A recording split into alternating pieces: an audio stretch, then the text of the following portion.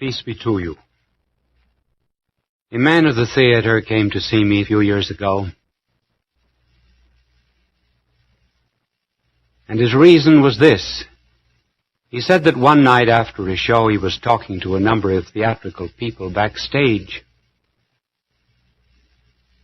and they said to him, "You are a Catholic, aren't you?" He said, "I used to be." But he said, "I've done considerable reading in comparative religion, psychology, psychiatry, and metaphysics, and I had to give it up. Nobody could answer my questions." Someone said, "Why don't you go to Bishop Sheen, have him answer your questions?" So he said, "Here I am. And I have a number of questions I would like to put to you." And I said to him, "Now, before you ask a single question,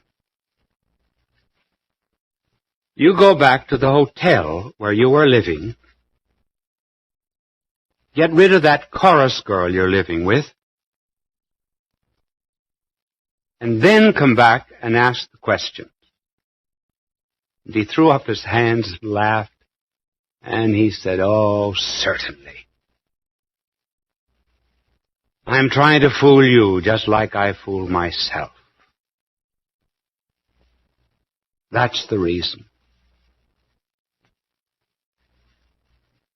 I saw him not very long ago, and I said, "Well, you are still off the track, aren't you?"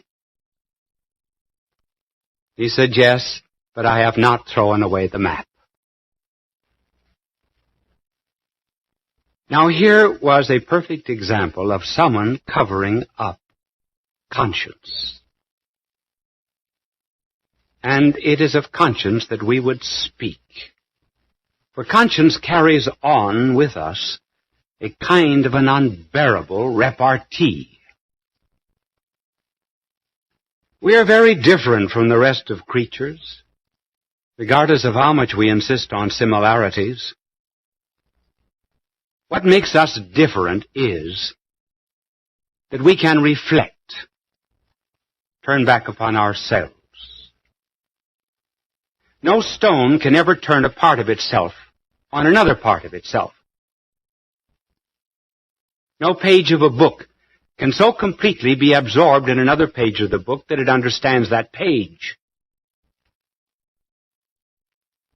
But we humans, we have the power of looking at ourselves in a kind of a mirror. We can be pleased with ourselves. We can be angry with ourselves. And so it is possible for us to have tensions of all kinds which do not happen to animals. You will never in your life see a rooster with an Oedipus complex. You will never see a pig with an Oedipus complex. No animal ever has a complex. Scientists have induced ulcers, indeed in some animals, but they were introduced by humans. The animal left to itself, however, never feels this tension. We do. We feel a tension between what we are and what we ought to be. Between the ideal and the fact. We are somewhat like a mountain climber. We see the peak way up at the top, to which we're climbing, and which we hope to attain. And down below, we see the abyss, into which at any time we might fall. Now, why is it that conscience does trouble us this particular way? when it does not trouble the rest of creatures?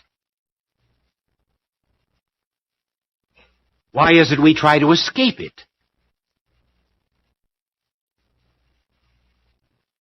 Think of how many abnormal ways there are of avoiding it. Sleeping tablets, alcoholism. These are just a few of the ways of avoiding this unbearable repartee. Then have you ever noticed how pessimistic some people become? They are always expecting rain on the day of the picnic. Everything is going to turn out to be a catastrophe. They know it. Why do they take this attitude? Because in their own heart and soul, they know very well that the way they are living and violating their conscience deserves some kind of an unfavorable judgment. And so they bring back that judgment upon themselves and are always awaiting the electric chair. Their judgments are influenced by this pessimistic attitude. Another psychological manifestation of avoidance of conscience is hypercriticism. The neighbor is always wrong. And have you ever noticed the letters that are sent to the newspapers? They begin with, "The trouble with my husband is this. I cannot stand my wife because my son is stubborn." And then in the ordinary affairs of life, the poor neighbor never can do anything good. Why this hypercritical attitude? Abraham Lincoln once gave the right answer to it. He was going into a hospital in Alexandria during the Civil War, and at a time when presidents were not well known because Brady had not circulated all of his photographs. And as he went into the hospital, some young man running out bumped into Lincoln, sent him sprawling on the floor, and shouted at Lincoln, "Get out of the way, you big, long, lean, lanky stiff." And Lincoln looked up at him and said, "Young man, what's troubling you on the inside?" And so with hypercriticism. We are so conscious of a real sense of justice that if we do not right ourselves, we have to be righting everybody else. For example, you cannot go into a room where there are a series of pictures and one of them is 2 inches awry without straightening out that picture. You want everything in order. We want everything in order except ourselves. Then there are more serious escapes from this unbearable repartee. And in order to let you know that human nature has always acted in the same way, let us go back to Shakespeare. In his great tragedy, Macbeth, Shakespeare, long before we had any of the profound findings of psychiatry, described a perfect case of psychosis and a perfect case of neurosis. It was Macbeth that had the psychosis. Lady Macbeth, his wife, had the neurosis. You remember the story? In order to attain the throne, Banquo the king was murdered. Conscience bothered Macbeth so much that he developed a psychosis, and he began to see the ghost of Banquo. He imagined he saw him seated at a table. The dagger that killed the king was constantly before him. What is this dagger before my eyes? It was just imagination, but the projection of his inner guilt. And then note the great wisdom of Shakespeare in pointing out that whenever there is a revolution against conscience, there will very often come skepticism, doubt, atheism, a complete negation of the philosophy of life. And Macbeth reached a stage where to him life was just a candle. Out, brief candle. Life had no meaning. And so the petty pace creeps on from day to day. And all our yesterdays have lighted fools their way to dusty death. I tell you, skepticism, agnosticism, and atheism have not rational foundations. Their foundations are in the moral order. First, there was a revolt against conscience. Then look at Lady Macbeth. Her guilt manifested itself in a neurosis. And the maid said of Lady Macbeth that she washed her hands every quarter of an hour.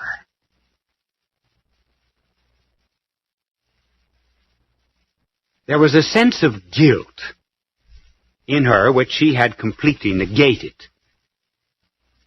And instead of washing her soul, as she knows she should have done, she projected it to her hands. And her hands were always smeared with blood, it seemed.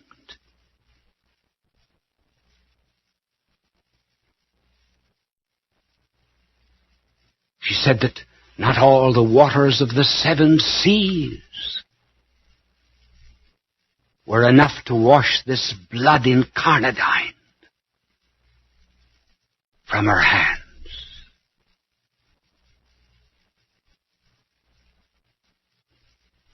Guilt will out.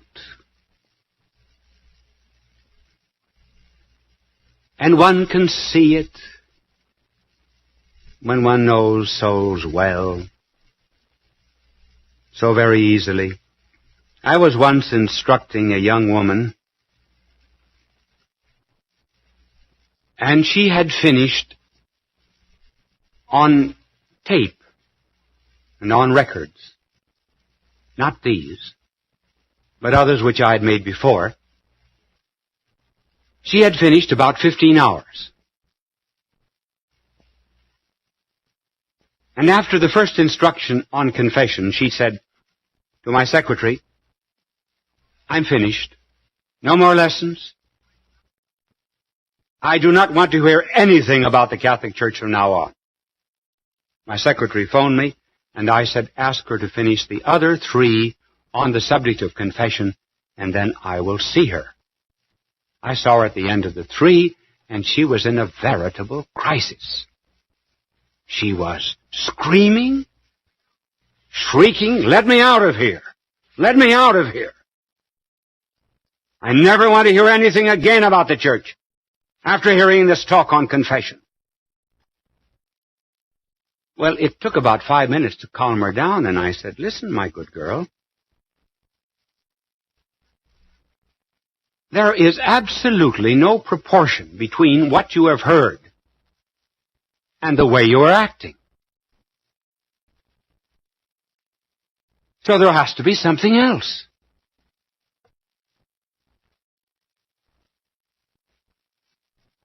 Do you know what I think is wrong? I think you've had an abortion. She said, "Yes." So happy that it was out. Now see how that bad conscience came out? An attack upon confession, the truths of faith. That was not the problem. Very often, we will find that an attack upon religion satisfies for the moment this uneasy conscience. Now, what does this conscience mean? What significance has it for us? Well, conscience is something like the United States government. The United States government is divided into 3 offices: the legislative, the executive, and the judicial. The legislative, Congress that makes laws. The executive, the president, who witnesses to the conformity of law and action. And finally, the Supreme Court, which judges that conformity. Now, we have all of these inside of us. First of all, we have a Congress. There's a law inside saying, "Thou shalt not." I might interrupt myself for a moment to define conscience very simply as conscience is that which makes you feel good after. And wrong is that which makes you feel bad after. So we have a law. Thou shalt not. Where does this law come from? From myself? No, if it did, I could do away with it. If I made it, I could unmake it.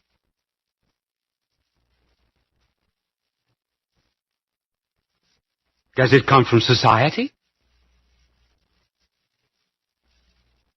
It does not, because sometimes conscience praises me when society condemns me. And sometimes conscience will condemn me when society praises me.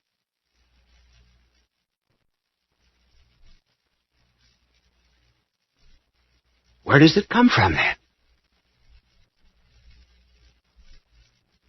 If not from myself.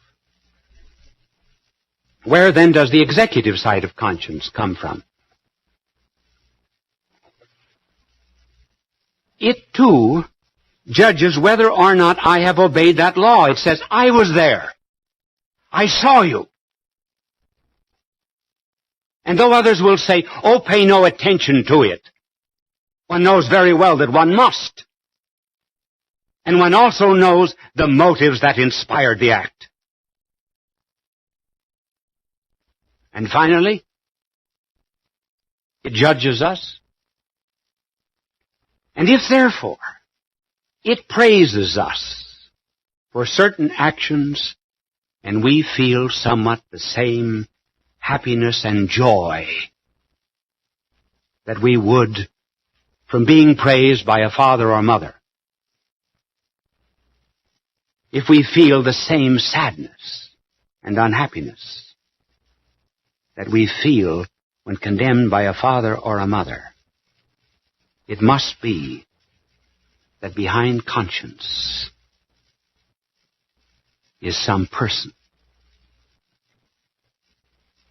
the divine thou, that is the standard of our life.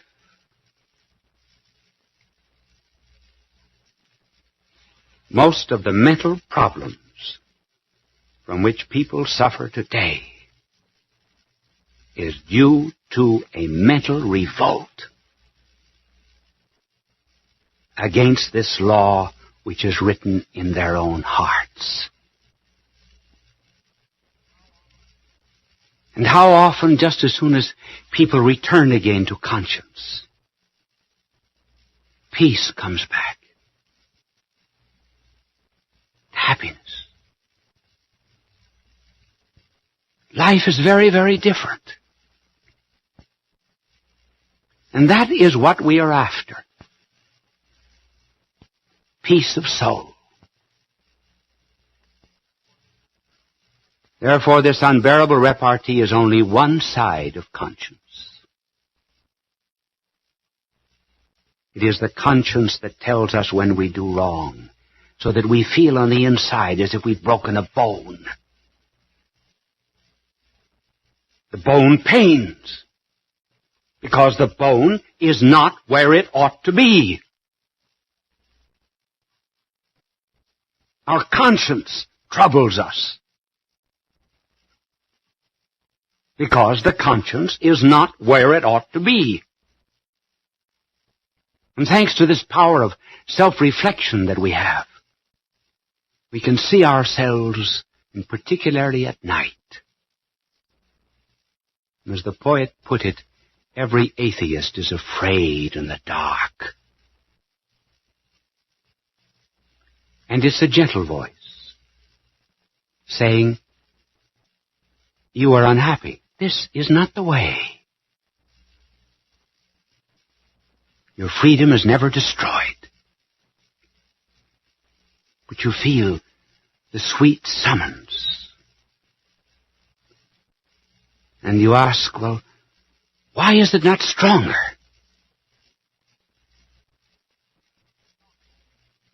It's strong enough if we would listen. And God respects our freedom that He gave us. You perhaps may have seen a painting of Holman Hunt. It is a picture of our blessed Lord standing at an ivy-covered door, a lantern in His hand, and knocking. Holman Hunt was very much criticized for that painting. And the critics said there was no latch on the outside of the door.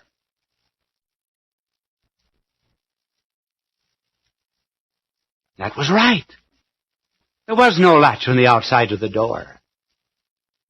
It was conscience. The door is opened from the inside. God love.